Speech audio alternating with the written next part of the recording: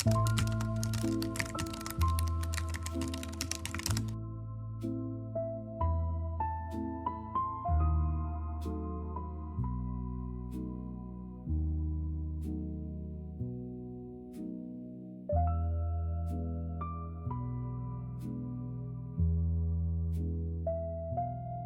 most dangerous place in Kansas was not a battlefield. It was a chair at a family dinner table. In the early 1870s, travelers moving through southeast Kansas followed a lonely road called the Osage Trail. It crossed open prairie, past scattered settlements, and for long stretches there was almost nothing between one homestead and the next. A man could leave one town in the morning and never reach the next one by night. Back then, that did not always mean murder. It could mean a broken wagon, a sudden storm, a bad decision made too close to sundown. But near Cherryvale, Kansas, people began to notice something else. Travelers were disappearing in the same area. Not one, not two. Enough that men began asking each other a quiet question before taking the road. Did he pass the Bender place?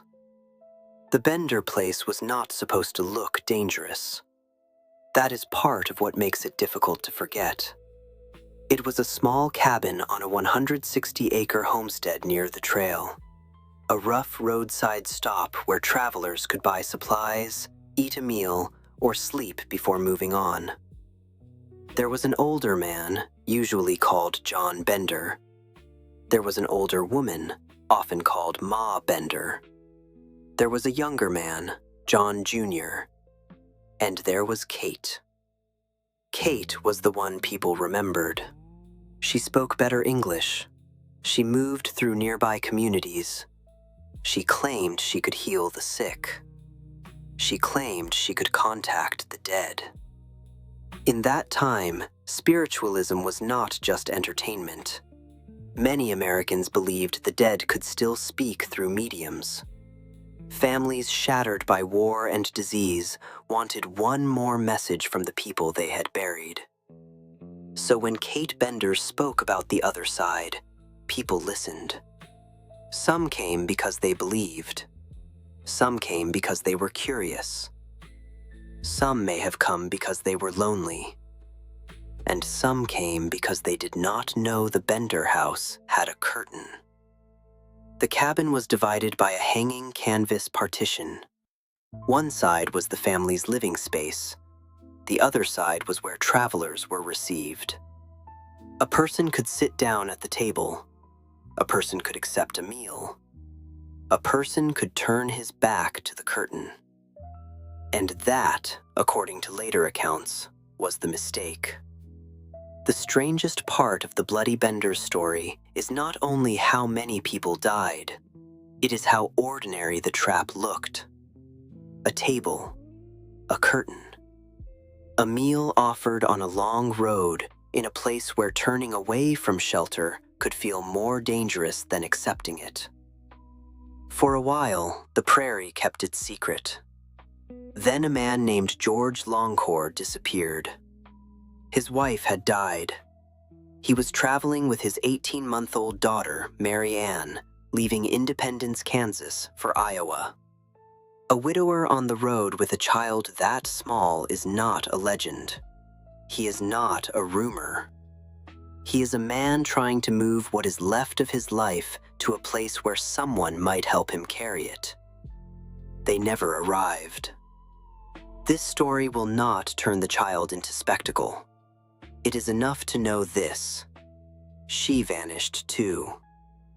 A doctor named William York went searching for them. Dr. York was not a drifter. He was not invisible. He had family with power. His brother, Alexander York, was a Kansas state senator, and when William York vanished from the same trail as the others, the disappearances could no longer be treated like rumors. People started searching. They followed the road, questioned neighbors, and came closer and closer to the Bender homestead. But when they reached it in early May of 1873, something was wrong. The cabin was still there. The land was still there. The table was still there. But the family was gone.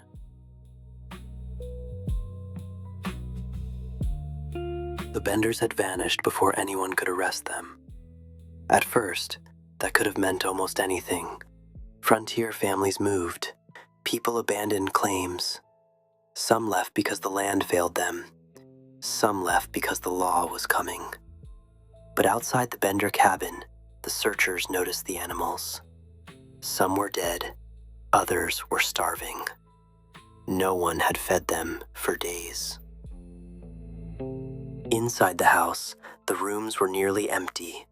Food was gone. Clothing was gone. The family's ordinary life had been packed up and carried away. But something remained. A smell. Not the smell of dust. Not the smell of an abandoned cabin. Something heavier. Something that made men stop speaking. The searchers traced it to a trap door beneath the floorboards. The door had been nailed shut.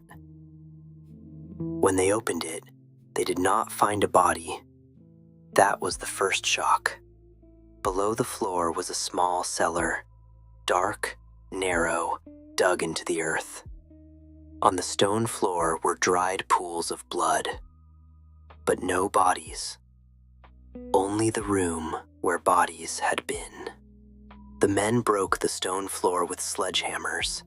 They dug into the soil beneath it, expecting the earth to answer. It did not. So they went further. According to later accounts, they physically lifted the cabin and moved it aside so they could dig underneath. Still nothing. No buried room, no hidden row of bodies, no answer under the house. That is what makes the discovery so much worse. The cellar was not the grave. It was the place before the grave. The place where something happened and then was moved. Only after the cabin gave them nothing did the searchers turn to the land around it. The garden, the orchard, the well. They took metal rods and pushed them into the soil, feeling for places where the ground had been disturbed. At first, there was only prairie dirt. Then the rod sank differently. A soft place. A wrong place. A place where the earth did not sit right. They dug. The first body uncovered was Dr. William York. He had been buried in a crude grave on the Bender property. His skull had been crushed. His throat had been cut. And once the searchers found one grave, they kept looking. The garden gave up more. The orchard gave up more. What had looked like a frontier homestead began turning into something else entirely. A map of the dead. By nightfall, men were still marking places in the soil. They did not yet know every name or every story, but the pattern was already there, written in the distance between the empty cellar and the disturbed ground outside. The cabin had been emptied. The cellar had been cleaned of bodies. The ground had not.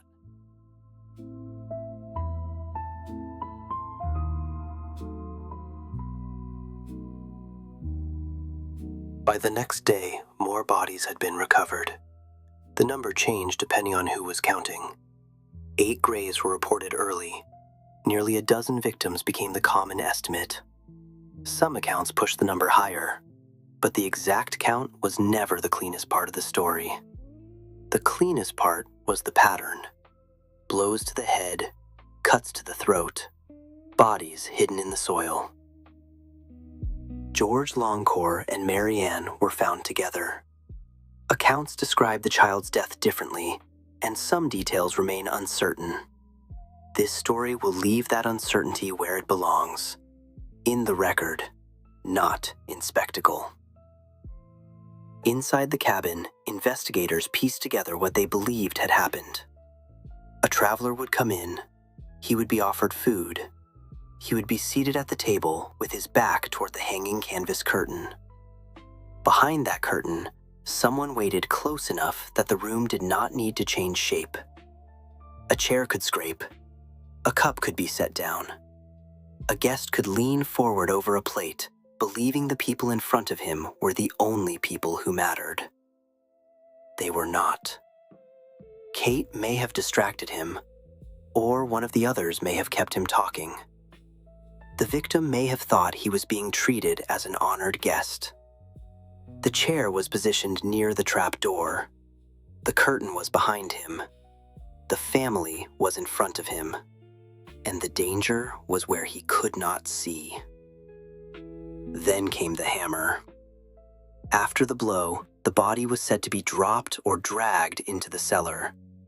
There, the throat was cut, valuables were taken, and the remains were later buried somewhere on the property. Nothing in the cabin had to look like a prison.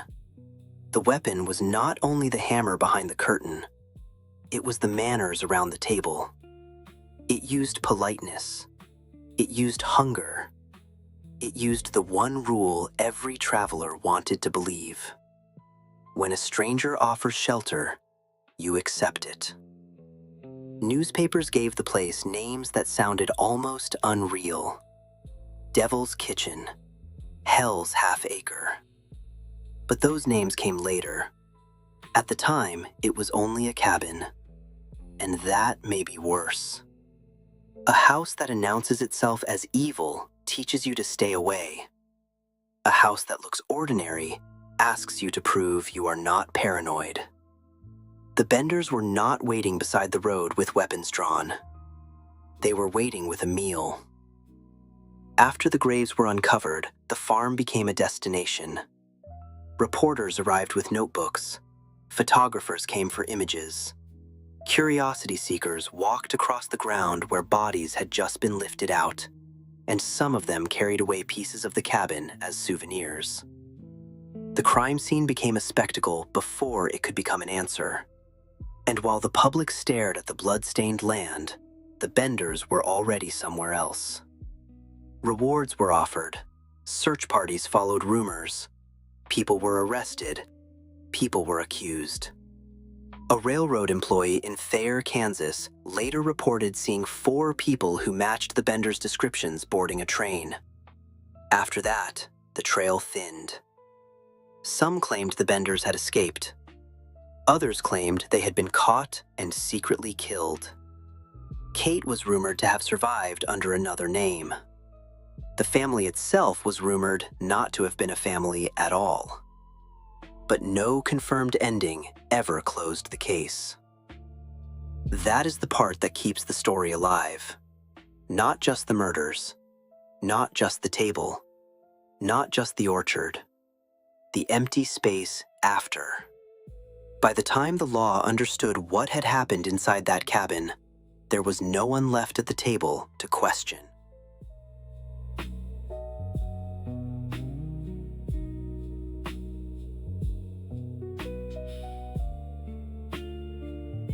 Most retellings of the Bloody Benders end with the graves.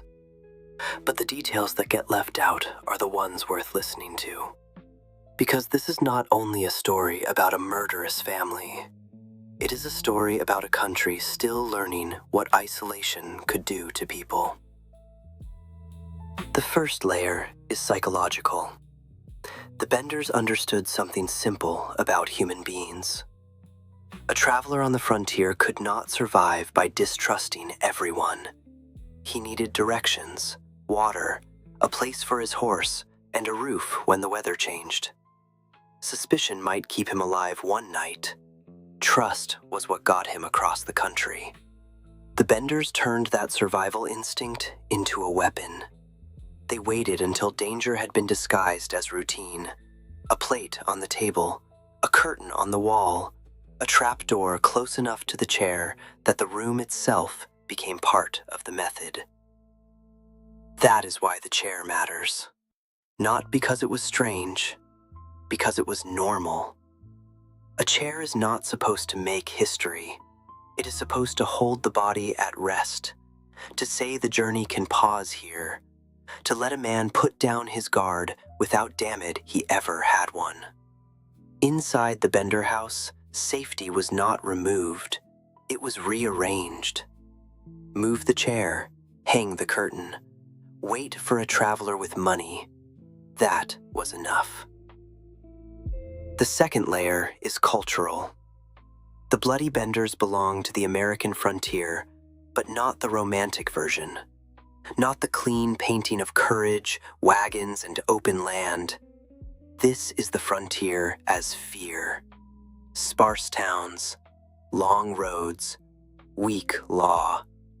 Neighbors who might not know your real name. Families arriving from somewhere else with no past anyone could verify. In a city, disappearance makes noise. On the prairie, disappearance can look like distance. Maybe he kept riding. Maybe he changed his route. Maybe, somewhere beyond the next settlement, he found work, changed his name, and never meant to come back. That uncertainty protected the Benders longer than any wall could have. And when the graves were found, the public reaction became part of the story. Thousands came to look.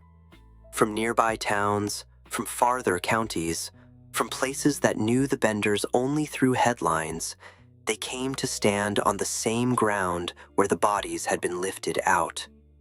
They did not only want justice, they wanted to see the place. That is the cultural wound under the case. The same society horrified by the murders also gathered around the scene, touched it, photographed it, and carried pieces of it home. And then there is Kate. Her spiritualism matters because it shows how the Benders may not have exploited only bodies. They may have exploited grief. Kate advertised herself as Professor Miss Katie Bender.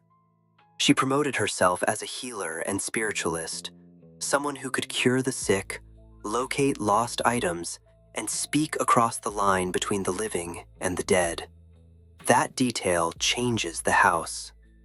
It was not only a place where hungry travelers stopped for food, it was a place where wounded people might have come looking for comfort, or proof, or one last message from someone already buried. So the Bender house may have operated on two kinds of hunger: the hunger of travelers looking for food, and the hunger of the living wanting one more word from the dead. Both can make a person sit down. Both can make a person listen. Both can make a person ignore the room behind the curtain. The final layer is the unanswered one. Who were the Benders, really? Their identities were unstable, their relationships were debated, and their origins were unclear. Even the images that survive are not confirmed photographs, but descriptions and sketches shaped by memory, panic, and newspapers that knew a monster sold better than a mystery. And that uncertainty is dangerous, because it lets the story grow. Every decade can invent its own ending. The Benders were lynched. The Benders escaped. Kate lived under another name. The family split up. The neighbors knew more than they admitted. The prairie swallowed them whole. No version has fully won. Maybe that is why this case still feels alive. The house is gone. The cabin was taken apart. The land changed hands. The road changed. The old frontier became history. But the shape of the story remained. A traveler, a family, a meal, a curtain, a chair placed exactly where it needed to be. The Bloody Benders remind us that evil does not always announce itself at the door. Sometimes it opens the door for you. Sometimes it smiles. Sometimes it asks if you are hungry. And more than 150 years later, the question is not only what happened to the Bender family. The darker question is this: how many people sat in that chair before anyone thought to move the curtain?